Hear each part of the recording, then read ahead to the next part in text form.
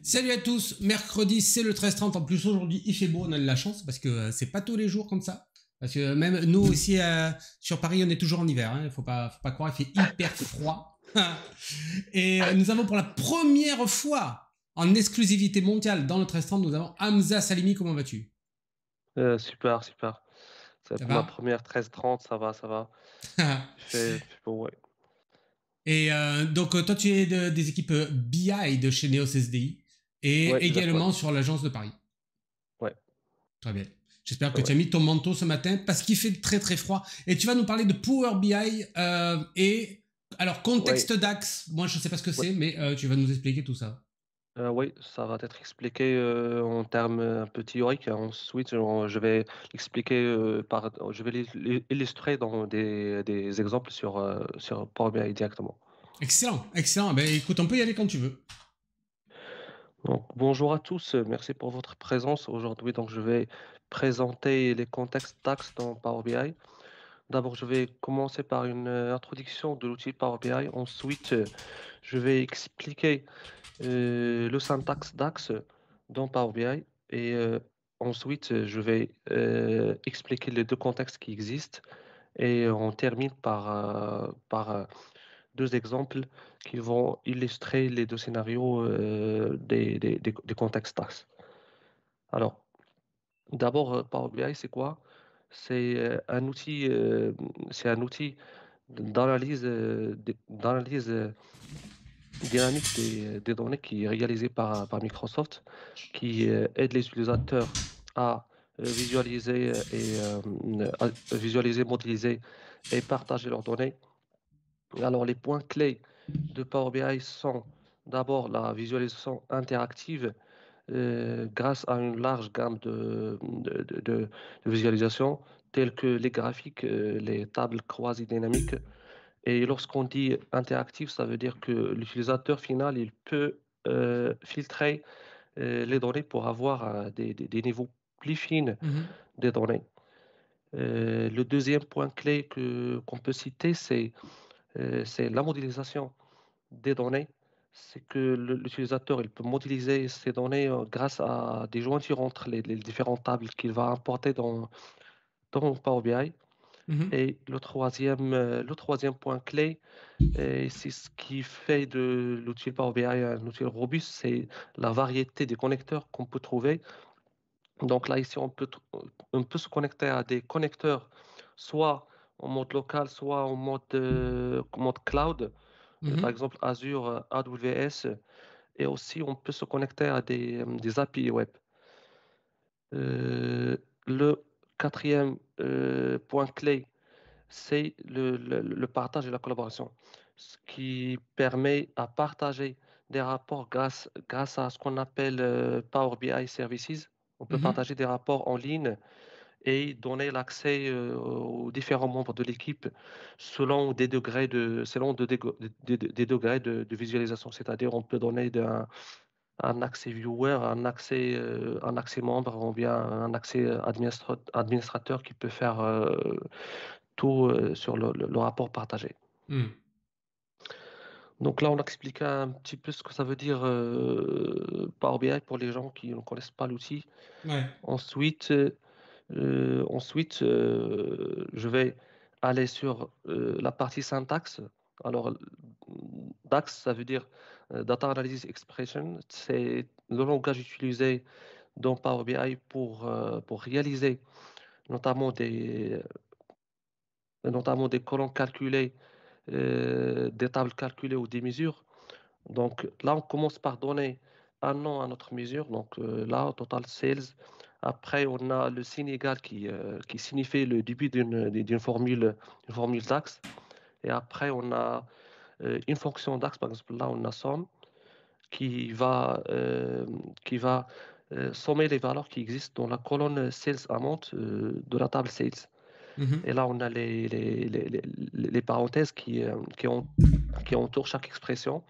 Donc, notamment, chaque fonction DAX, il peut accepter au moins un argument, soit plusieurs. Après, on a On a la partie, on a la table référencée, c'est la table sales, et la colonne référencée, c'est la sales amount. Et après, lorsque la somme va être agrégée sur la colonne sales amount, on va avoir le total des ventes sur la mesure total sales. Mhm. Après, là Et qu'on a j'imagine que ta fonction, tu peux également rajouter d'autres tables en jointure si besoin. Oui, oui, exact, c'est ça. Donc là, c'est pour juste être dans un cadre le plus simple, c'est là, j'ai choisi qu'un seul argument, mais on peut ajouter Hmm. d'autres filtres. Par exemple, là, si on peut ajouter un filtre qui va filtrer que sur un pays, par exemple la France, juste les ventes qui vont être vendues sur le territoire français. Mhm. Donc ça peut être ajouté comme Ok. deuxième argument. Donc on va voir ça dans la partie démo. Donc là, je pense que pour le syntaxe, c'est bon. Là, je commence à expliquer les deux contextes qu'on a, les contextes d'évaluation. Donc, principalement, on a deux contextes, le contexte de ligne, ce qu'on appelle le raw contexte. Cela signifie que DAX, il va évaluer chaque ligne de la table individuellement et il va utiliser les valeurs de cette ligne pour faire les calculs. Le deuxième contexte, c'est le contexte du filtre. Là, c'est que DAX, il va accepter il va accepter les filtres qu'on va ajouter, soit des filtres qui seront explicites, c'est-à-dire des filtres qu'on va ajouter nous dans les formules, soit des filtres implicites qui vont être propagés par des associations entre les tables qui existent dans notre modèle. Parce Mhm. qu'on aura certainement des jointures entre les tables. Donc, et si on dit jointure, donc on va dire que des filtres qui seront passés d'une façon implicite. Donc tout ça, je pense, ça reste théorique, mais ça va être plus clair sur la partie des mots. Ok. Alors là, c'est un exemple d'un contexte de ligne.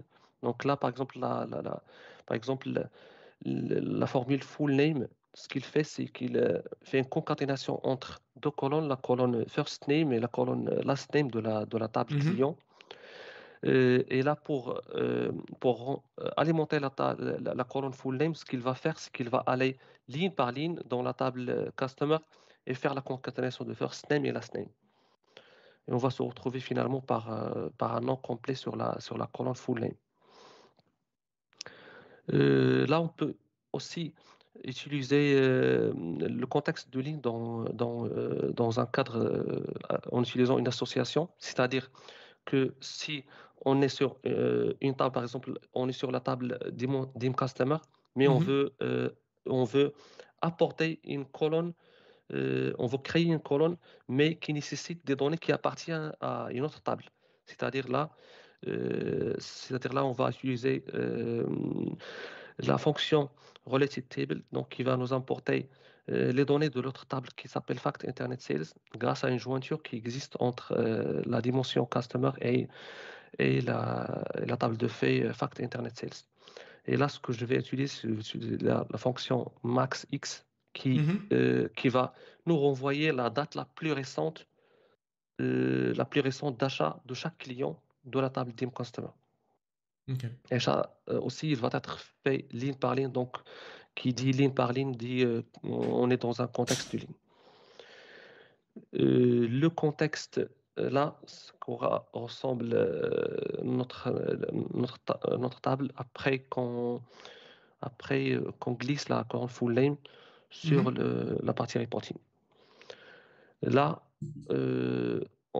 pour illustrer un petit peu le contexte du filtre, là, on va commencer déjà par définir une mesure qui s'appelle Total Sales. Là, c'est pour avoir le total des ventes.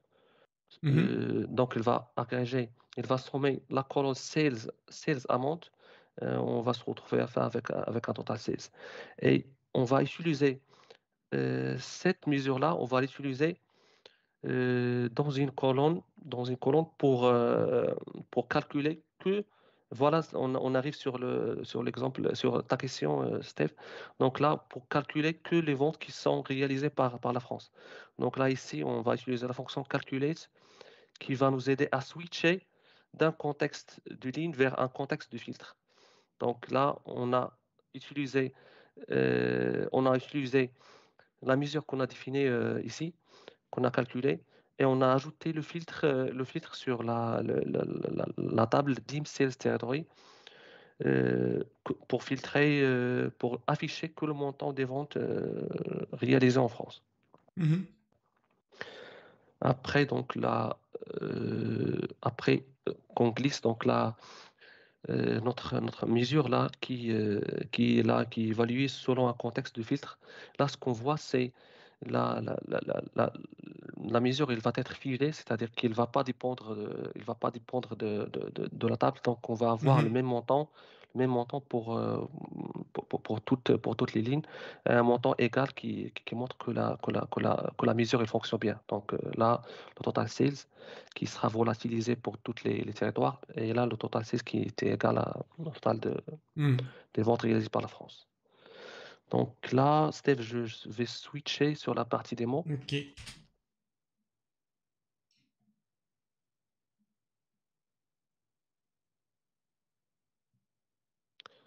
Donc là, je suis branché sur une base de données, sur une base de données SQL Server qui contient une base de données, un dataware à AdventureWorks.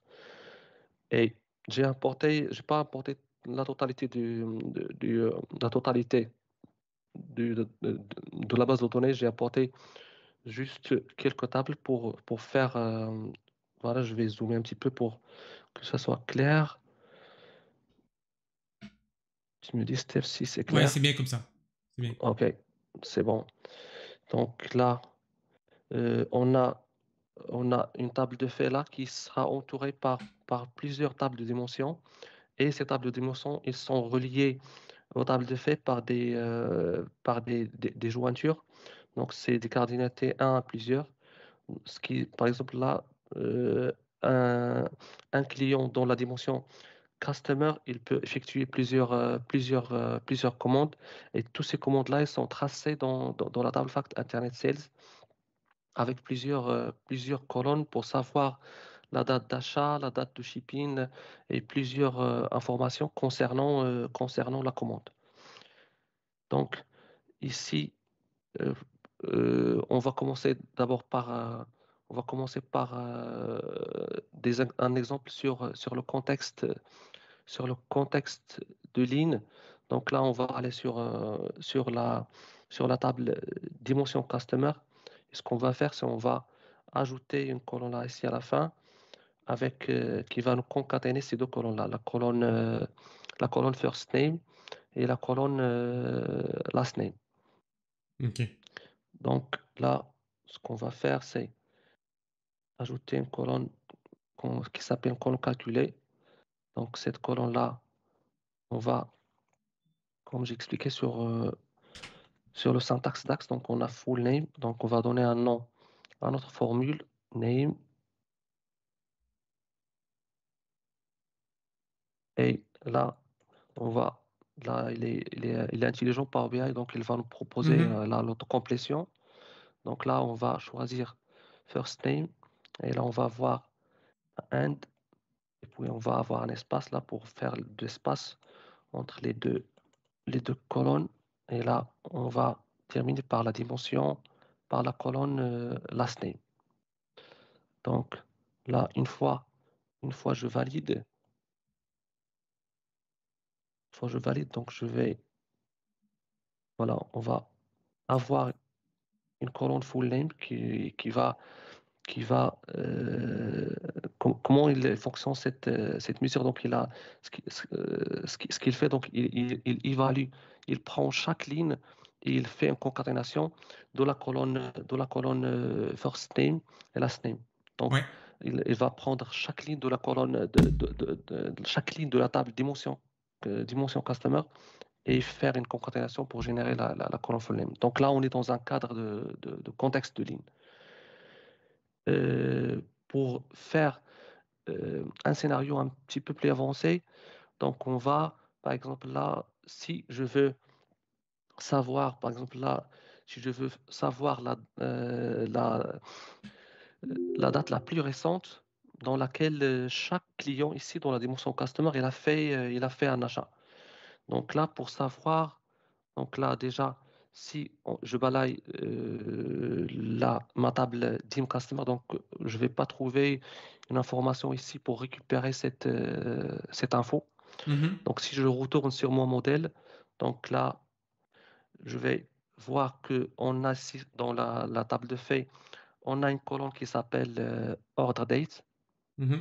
Order Date. Et c'est cette colonne, on va se baser sur cette colonne-là pour Order Date. On va se baser sur cette colonne pour récupérer la date la plus récente. Parce que un client, il peut effectuer plusieurs achats.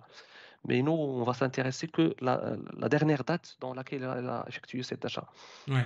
Alors, pour faire, pour faire ça, par exemple, si je vais sur ma table de fait Fact Internet Sales, et là, si je filtre, par exemple, euh, si je prends le premier là, 11 000, donc là, j'ai pris le Customer Key parce que le Customer Key, c'est la clé primaire de ma table Dim Customer. Il permet d'identifier chaque client d'une façon unique.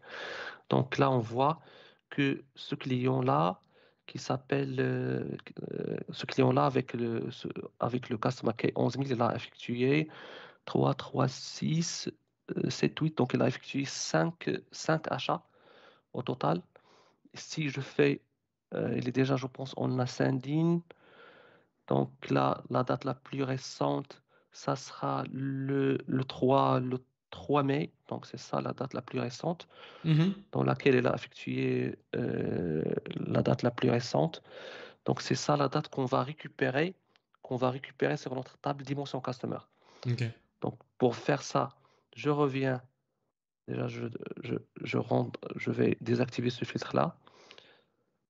Je vais désactiver ce filtre et je vais revenir sur ma table Dimension Customer Mhm. et je vais ajouter ici à la fin une nouvelle colonne. Donc cette colonne-là, on va l'appeler Last Order Date. Last Order Date. Donc là, cette colonne, il va utiliser la fonction maxX. Donc la fonction maxX, il va balayer, il va prendre pour chaque client l'ensemble des achats et il va effectuer, il va nous apporter le max de la date d'achat pour chaque Ouais. client. Donc là, ce qu'on va utiliser, on va utiliser la fonction related table. Pourquoi related table? Parce que la colonne il n'existe pas dans la table dimension customer, donc il Mhm. existe dans une autre table. Et la colonne related table, donc on va utiliser fact internet sales. Et après, on va pointer vers la colonne order date. Donc c'est la colonne order date. Donc cette order date. Donc là, si je fais comme ça, si je valide, Mhm. donc là normalement, voilà, là il va me récupérer la date la plus récente d'achat. Ouais. Donc là, si je valide, par exemple, là, ce que tout le monde là, tu te rappelles du client sur lequel on a fait le filtre. Absolument Donc pas. c'est le client, voilà, le client, Que ce soit bien clair, je ne m'en rappelle euh, c'est le 11 000, là, c'est le 11 000. pas. Ok. Donc le 11 000, ce qu'on va trouver, c'est ce qu'on va vérifier, ce qu'on va bien trouver notre date d'achat. Voilà. Donc la date Mhm. d'achat, c'est bel et bien le 3 mai. Cool. Donc, donc la formule elle a bien fonctionné, nous a rapporté la bonne information de notre table. Et donc là, ce que tu es en train de faire, tu utilises des données qui sont en provenance de différents connecteurs, donc différentes sources de données. Et ici, tu es en train Euh, comment on va dire, de créer des vues, en fait, ouais, qui vont te permettre d'agréger ces données, de faire certaines simulations et d'avoir comment on va dire, des analyses plus poussées que les données brutes. Et donc ce canevas de travail, tu Ouais, peux donc le partager avec d'autres utilisateurs, c'est ça? exact, ouais. Qui peuvent Donc, l'avoir ouais. en lecture Euh, seule ou en modification. Oui, c'est ça. Donc, on peut le publier sur Power BI en ligne Mhm. et pas tout le monde. Donc, ça peut être consulté selon un degré d'autorisation. Par Ouais. exemple, là, on peut attribuer un mode viewer, donc il peut juste voir le rapport. Mhm. Et pour d'autres membres, il peut même changer, mais pas beaucoup de changements, juste parce que le mode en ligne, il est un peu limité Ok. en termes de changement. Donc là, juste pour corriger, là Steve, c'est pas plusieurs sources de données. Là, c'est une source de données, c'est une seule D'accord. Toujours la base même. SQL, ouais, toujours la même, Ok. mais avec plusieurs tables. Et comme tu as dit ici, donc, ça dépend du métier, ça dépend du cas d'usage. Donc, c'est à un Mhm. métier de définir les colonnes qu'il veut et c'est à nous de réaliser les, les différentes mesures et aussi les différents contextes de chaque mesure. Donc Ouais. là, on est toujours dans un contexte de ligne dans ces deux colonnes-là, on est toujours dans un cas de figure de contexte de ligne.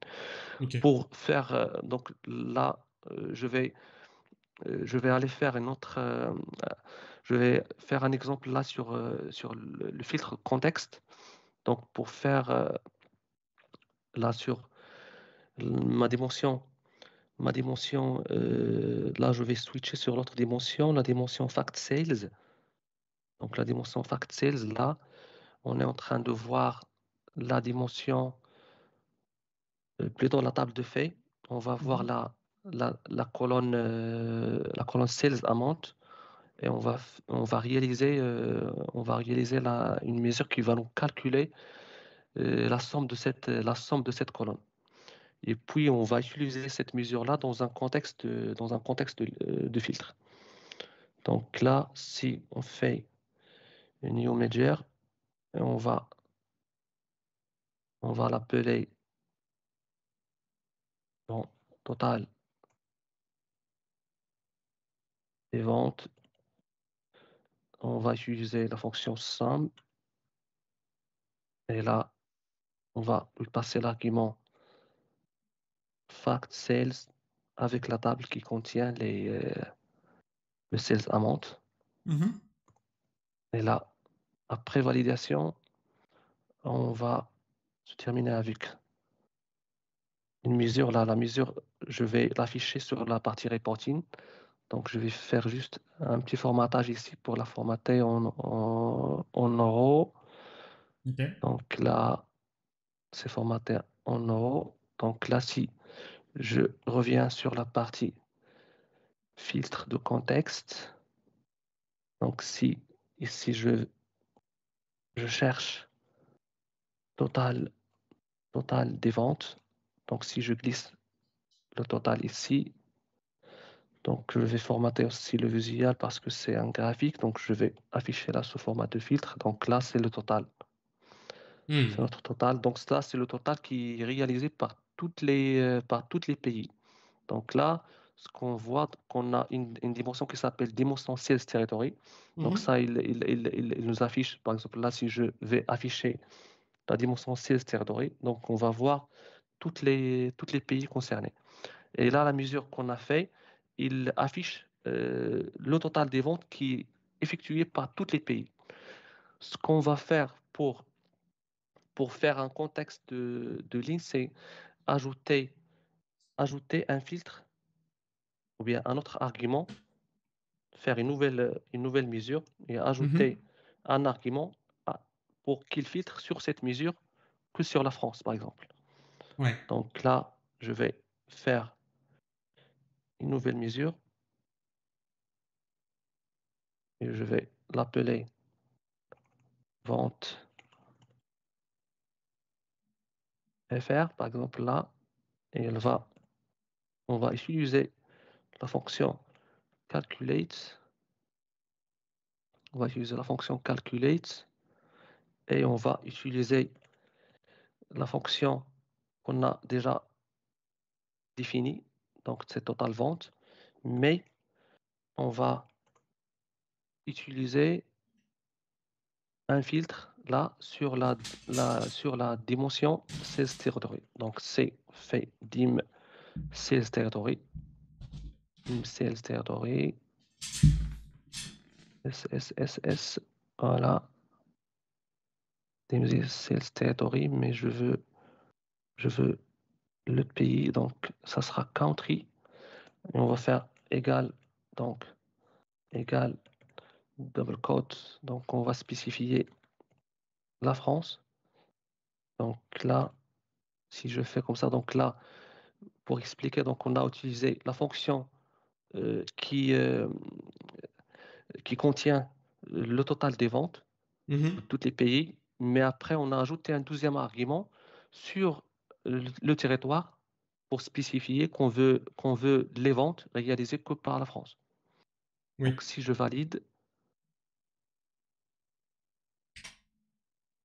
pareil, donc on va faire un petit formatage ici pour passer en au euros. courant en euros. Et après, on va voir ça sur la partie reporting.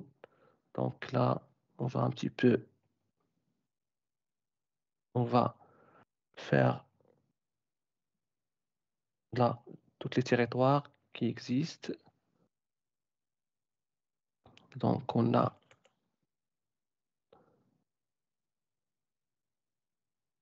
Sales Territory. Là, oui, il affiche directement oui, par carte. Donc là, on va formater sur table. Donc on a tous les pays.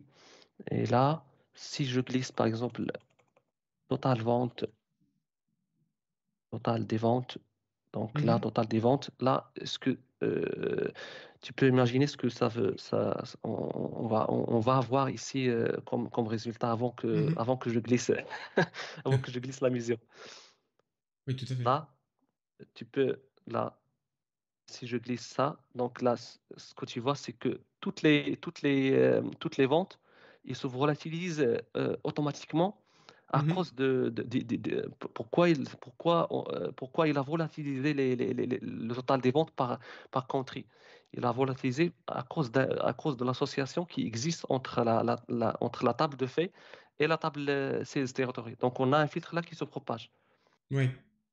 Donc, c'est ce filtre-là qui a aidé Power BI pour volatiliser même si lorsque moi j'ai défini le total vente, j'ai défini le total vente pour tous les pays. Mais là, lorsque j'ai Mhm. glissé total des ventes, lui, tout seul, il a compris qu'il doit volatiliser le total des ventes par pays. Et c'est le cas grâce à la jointure qui existe entre la table de fait et la dimension sales territory. Mhm. Et là, ici, pour comprendre le contexte de ligne, donc je vais glisser l'autre mesure là, qui s'appelle aussi vente de France. Voilà, vente FR. Donc si je glisse ça ici, donc là, ce que tu vois, donc il a pas volatilisé, donc il a gardé Oui. la même mesure Là, on n'est pas en pour toutes contexte les. aligné, là. Voilà, donc on n'est pas dans le contexte de ligne, donc on est dans un contexte de filtre parce qu'il a respecté le filtre que j'ai défini Mhm. dans la mesure. Et c'est ça donc la différence entre les deux contextes à peu près. Donc c'est ça, Ouais. dans le contexte de ligne, on ne définit pas de filtre. Dans le contexte de filtre, on lui force des filtres à respecter. Mhm. Ok. Je pense que c'est On bon est, pour on est bon le pour toi? rassemblement. Très bien, Ouais. très bien. Ouais. Et on a découvert, enfin pour moi, c'est pas un outil que j'utilise souvent. On découvre que, notamment que tu travailles sur ton rapport de façon assez simple, entre guillemets, Ouais. puisque bon, on n'a pas fait des trucs non plus extraordinaires, Ouais. Ouais. mais on a vu que c'était facile d'agréger ces données et ensuite d'avoir un résultat visuel qui était tout à fait facilement customisable avec les différentes visualisations. Notamment, tu avais directement une vue géographique parce que tu avais Ouais. filtré par pays, donc ça c'était Oui, intéressant bah, aussi. Oui, aussi, on peut définir par exemple là, l'Australie, donc là, par exemple là, le filtre, il se propage directement. Si tu filtres, par exemple Mhm. là, donc le filtre, il va impacter les autres visualisations. Ouais, Tu te trouves juste par le résultat, par un seul résultat.